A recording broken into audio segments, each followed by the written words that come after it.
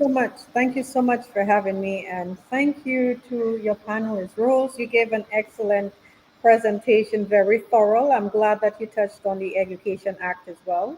It's important that we remind the minister and this government that there is a legal framework in terms of how education is disseminated to our young persons, and as well the protection of children when it comes to education. So it's important that we use those frameworks for the ministry and, of course, for the minister. So to show what are the obligations to education in Barbados. And as we've seen, particularly for the past few weeks, in particular in today, what we saw where many parents are very concerned, teachers are concerned as to what the ministry is thinking in terms of the maintenance of schools, in terms of the very late disseminations of new policies. It may not be necessary policies with the cell phones, with the reading instructions, and everything else. It seems that everything is being done ad hoc because parents and teachers and everyone else is finding out those things overnight.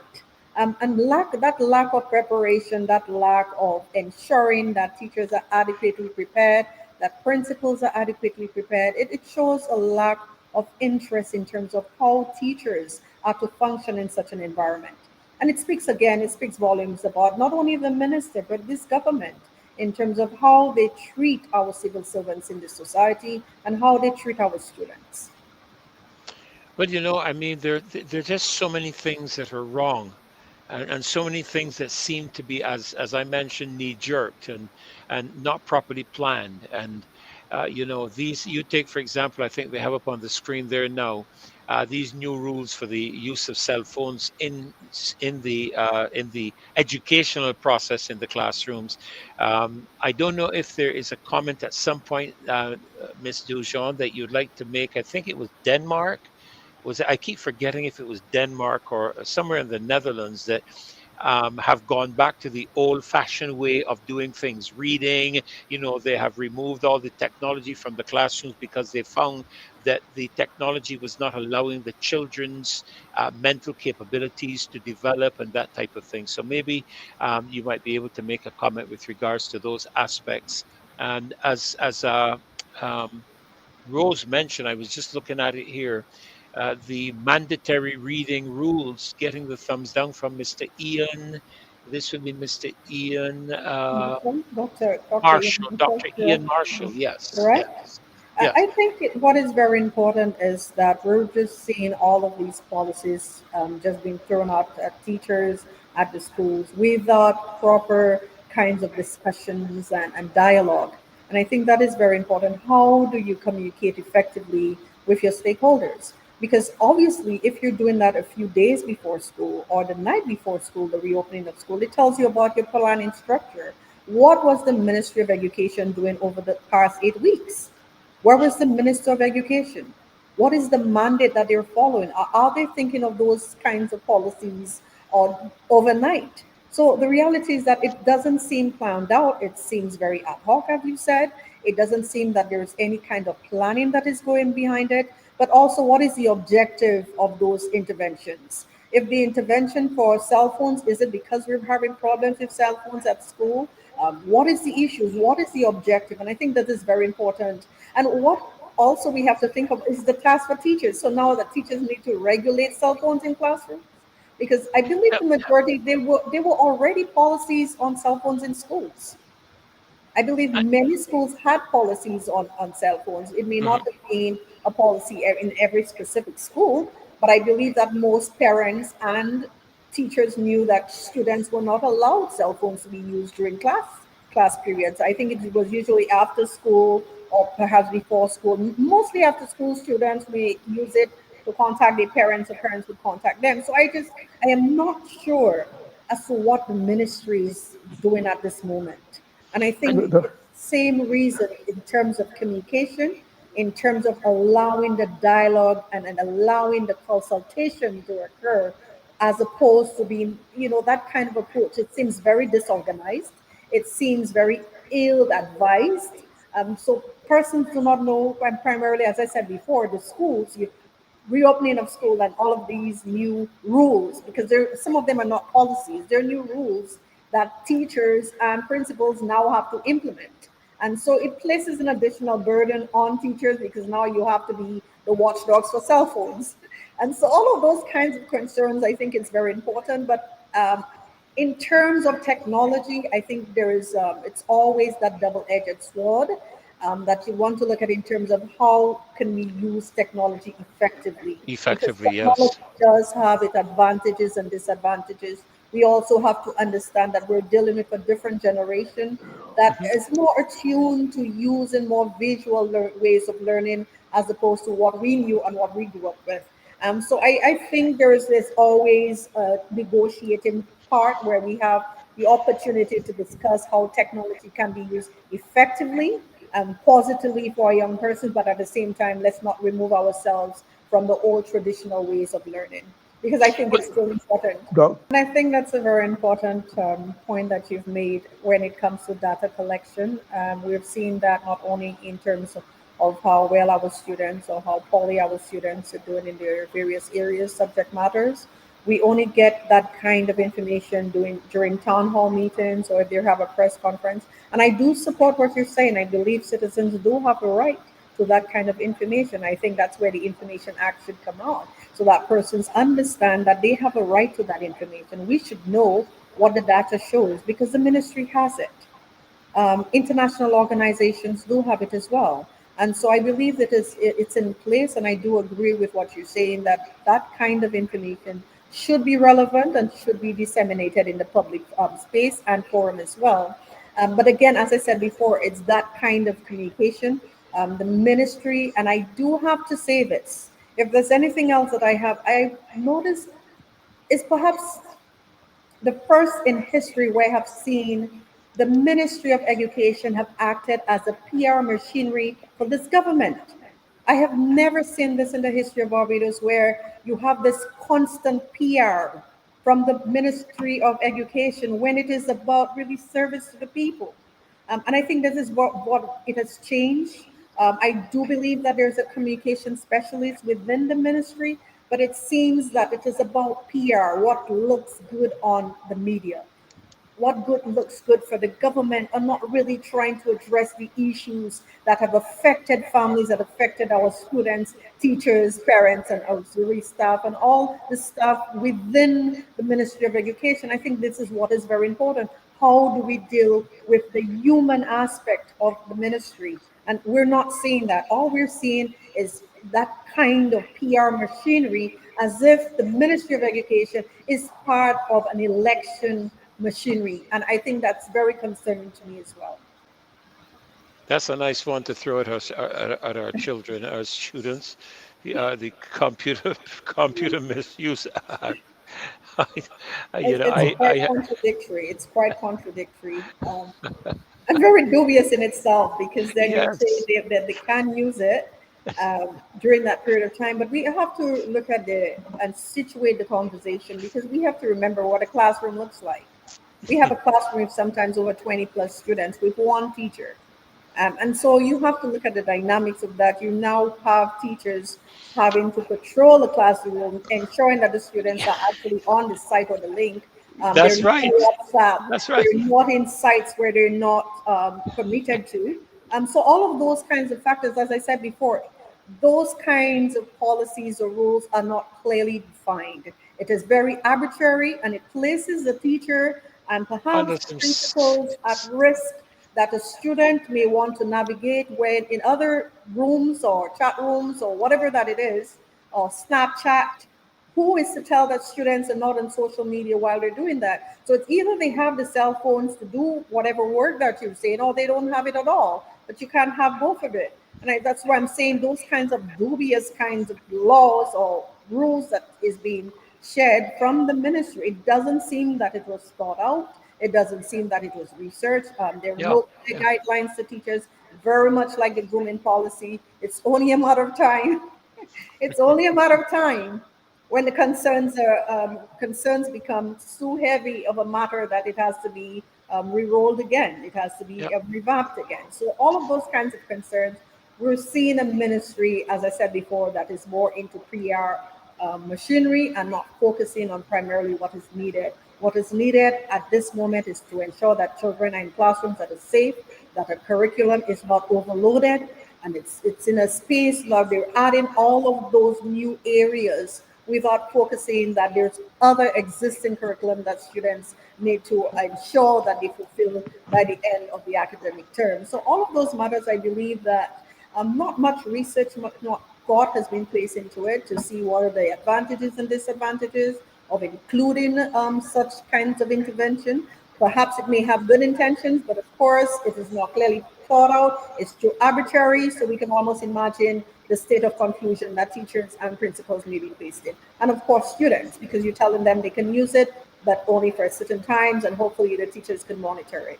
So these are the matters I think that's very critical that we need to look at. And again, very short notice that these matters and these rules are in place. Education, Ms. Dujon. Do you have any idea the sources? Columbia University School of Education. Why Columbia University School of Education? Tell me why. The basis on which you decided this or that, and just tell me here it is, like it or lump it.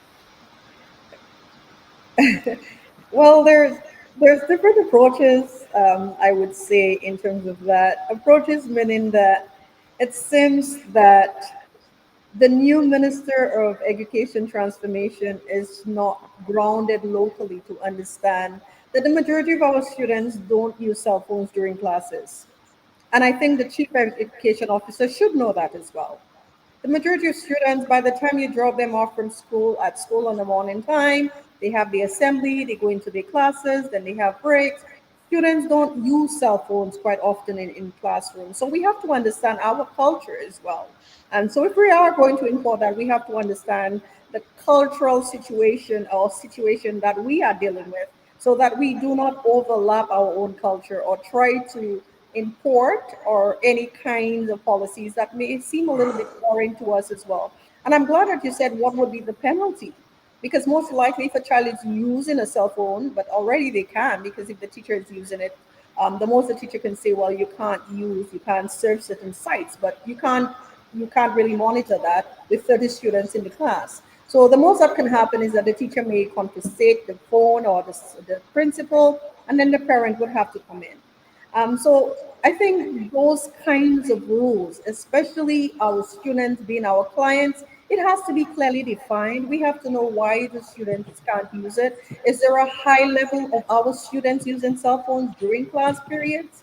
I think that's very important. If there is a problem with that, or are students using it after school? And if they're using it after school, then clearly there's a concern there for parents as well, because most parents want to contact Yeah, their the children children. after Yeah, school.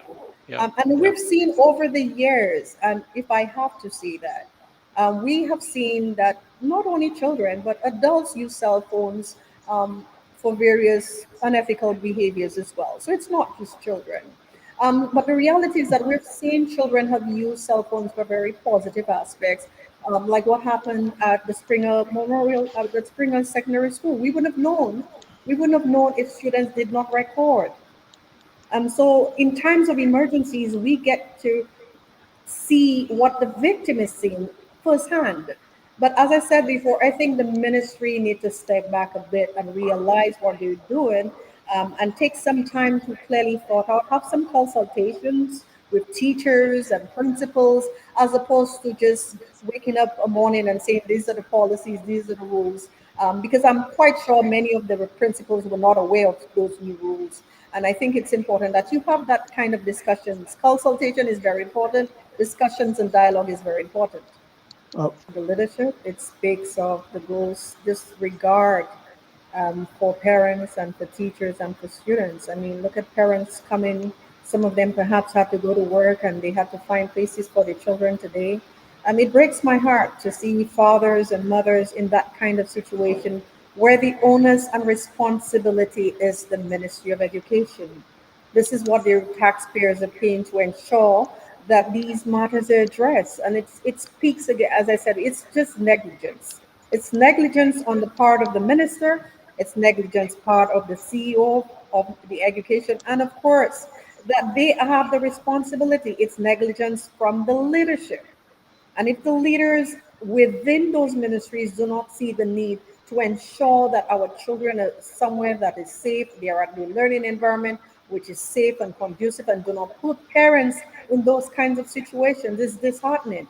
It's very disheartening, and it's a gross negligence on both parts of not only the minister, because I believe right after there was a video with the minister and the CEO walking around in other schools, was about the children and the schools that were impacted today. And the parents, don't they count? I see Maxine is making a comment here. We will hear of the problem of lack of adequate bathroom and lunchroom facilities at the satellite locations to be used for Wesley Hall students. No, Um, isn't there supposed to be a relocation as well of the Garrison School to the old? Is it the old convent? Is it yes, the convent?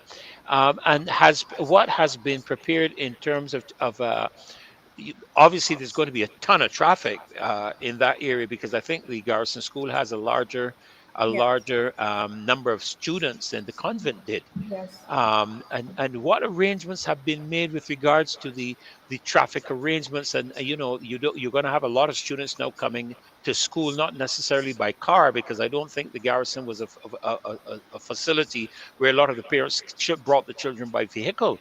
And these are the things that, to my mind, you're not seeing a systematic application of things, a systematic engagement of things that would eliminate challenges and problems and so on. It's been 8 weeks. Is it 8 weeks? 8 weeks holiday? Or more. Or more, You because know, some of those schools were these are existing problems. And I think it's very important that we recognize that at the end of the day, it's the call, the buck stops with the minister.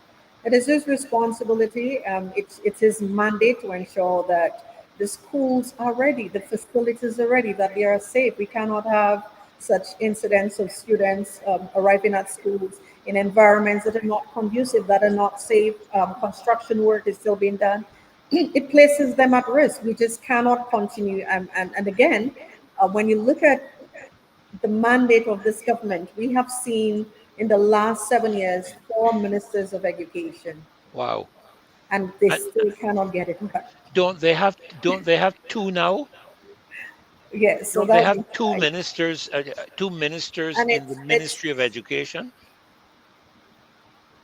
it's the incompetence. It's in the incompetence, and as we've seen, it's not just in education. It's in agriculture. It's in housing. It's in health. It speaks of the leadership. It speaks of Wow. the leadership and the incompetence of the leadership, and the constant excuses that are being made as to why things are not done the way that it should be done. And Why projects are not being completed. unbelievable. And not forgetting they may have to leave work or take the day off to deal with that as well. So Yeah.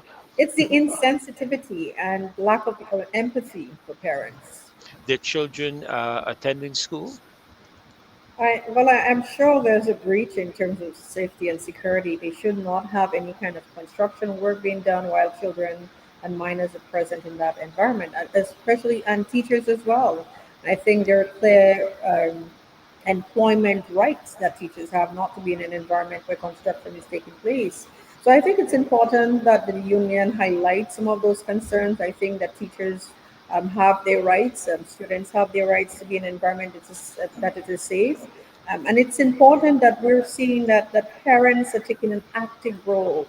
We need to applaud our parents for standing up for the children. That it is not an environment that the children belong in, and I'm glad that some parents took their children home because you want your child to be safe. A few parents did tell me that they had to leave their children with the neighbors today because they had no other alternatives in terms of childcare. So it's Hmm. important that we think about that, the kinds of challenges that the ministry is placing parents at, and the total, as I said before, the total disregard for parents and the challenges that they have to go through. We saw it the last few weeks. We've seen parents working very hard and tediously to ensure that children were prepared for schools. They went and get the books, the uniforms, and everything, only to show up and the ministry is not doing their work. It is very disheartening. Very disheartening. At this point, we still have to be enduring that kind of leadership, that kind of poor management and incompetency that we see from this ministry. And I think it's about time that members of the society ask the minister, particularly of education, to stand to get this act going, because we cannot continue that way. We cannot continue every academic term that students and teachers and parents have to be, going through that kind of gaslighting, because it's the same kinds of issues. We really need to stop and reevaluate how we've been doing things. I would agree with the caller, and I think that citizens have to remember that their rights, and if their rights have been infringed by the government, they have every right to demonstrate and to speak out and to use every opportunity and avenue that they have to ensure that those rights are not infringed upon. And it is true that we've seen the minister, and he had his ministerial statement. One of the statements that stood out is that by 2028, we will see the full force of the social or education transformation. But we haven't dealt with the very basics, ensuring that school reopens on time, ensuring that children are safe. But we're speaking about those big ideas and transformation, but the basics are not being taken care of. And as I said before, it's a lack of empathy from the government, it's a lack of humility to understand that you're servants of the people and we are there to serve them. And so what we're seeing is really that this government believes that it's not accountable to citizens, it's not accountable to parents. So parents should be walking up and down in the hot sun trying to ensure that their children are in school and they are safe. So these are the kinds of concerns that I think that the parents and the society need to recognize when a government is no longer people centered, if they were ever people centered. Because to be people centered is to put the people first at all times. And we're not seeing that. We're not seeing this from this government at all. It's like people and citizens, children, parents, teachers are second thoughts. Everything else comes before them, and we've seen that. And I think it's important that parents continue to fight for the rights that the children have access to education that is free from any forms of disruptions, any forms of any environment that is unsafe for them, and they keep fighting for their children. I wish to applaud the parents for what they did today to stand up for your children, speak up against Yes, those that intend to harm them in all various ways, whether directly or indirectly. indirectly.